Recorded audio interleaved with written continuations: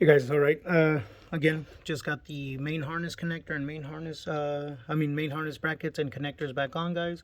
Now it's time to get this boost hose up. I always, guys, I always work. This is my rule of thumb whenever I build something. Obviously, you want to go backwards.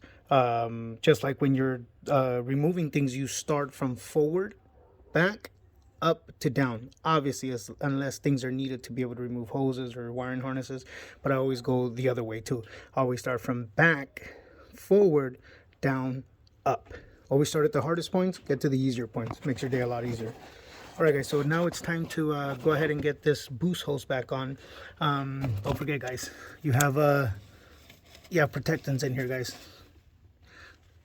Don't forget those, guys. You don't want the engine to suck all that up in there, right? So now we know it's clear, it's good. We know that it's clear, it's good in there. We know that there's nothing in there. So now we're gonna go ahead and get that boost hose on real quick. Let me show you guys how to do that.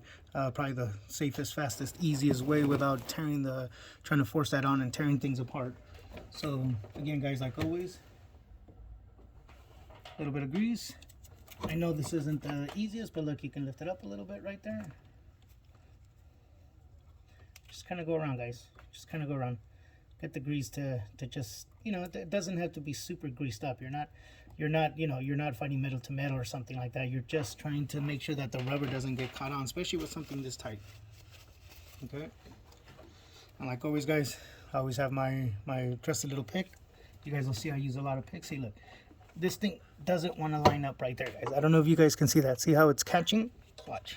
This is what I always tell you guys. Watch. There it is. Look. Locked in on its own.